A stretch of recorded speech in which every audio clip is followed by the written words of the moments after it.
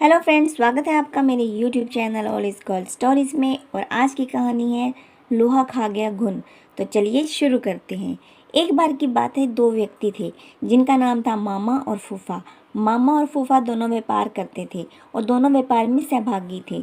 मामा ने फूफा से कहा, फूफा क्यों ना हम कोई ऐसी वस्तु खरीद लें जल्दी खराब ना हो और उसकी कीमत भी बढ़ती रहे, फिर हम उसे कुछ वर्षों बाद बेचें जिससे उसका मूलधन से ज़्यादा दाम मिले। फूफा ने कहा, ठीक है मामा, तुम्हारी बात तो सही है, पर हम खरीदें क्या।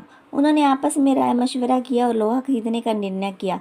दोनों ने बराबर रुपए मिलाकर लोहा खरीदा। फूफा ने मामा से कहा कि लोहा वह कहीं सुरक्षित स्थान पर रख दे। मामा ने कहा, लोहा अपने पास एक पुरानी कोठरी में रख लिया। कुछ दिन तो लोहा जस का तस रखा रहा, पर धीरे धीरे मामा के मन में लालच आ गया और मामा फूफा को बिना बताए लोहा बेचने लगा। काफ़ी दिनों बाद फूफा मामा के पास गया, बोला, मामा आज लोहे का भाव काफ़ी बढ़ गया है, जल्दी से वह लोहा निकालो, हम इसे बेच कर आते हैं। इस पर मामा बोला, फूफा लोहा तो अब कबाड़ घर में नहीं है, क्योंकि लोहे को तो घुन खा गया है। फूफा समझ गया कि मामा ने उसके साथ धोखा किया और उसे बिना बताए सारा लोहा बेच दिया है। फूफा को क्रोध तो बहुत आया, पर वह बिना कुछ कहे सुने वहां से चला गया।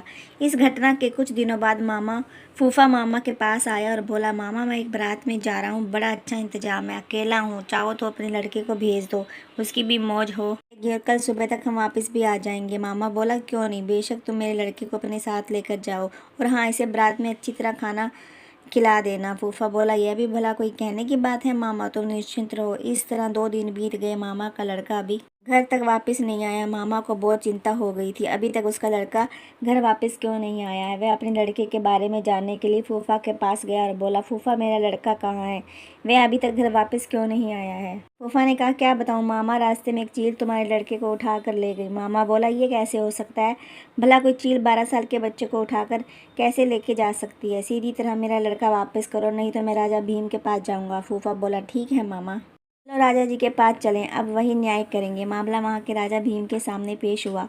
राजा भीम ने सारी बात सुनी और आश्चर्यचकित होते हुए फूफा से कहा, देखो फूफा, तुम झूठ बोल रहे हो, भला कोई चील 12 वर्ष के लड़के को उठाकर अपने पंजों से आसमान में ले जा सकती है। इस पर फूफा ने उत्तर दिया, कथा कहूँ कथावली सुनो राजा भीम, लोहा का घुनन खाए तो लड़का ले गया चील। इस पर राजा भीम समझ गए। उन्होंने मामा को आज्ञा दी कि वह फूफा जी का लोहा वापस कर दे और फूफा को कहा कि वह लड़के को मामा के पास वापस पहुंचा दे। इस तरह उसने अपनी समझदारी से अपना लोहा वापस ले लिया। कहानी पसंद आई हो तो कहानी को लाइक, चैनल को सब्सक्राइब कीजिए। मिलते हैं एक नेक्स्ट वीडियो के साथ। जय जय श्री राधे।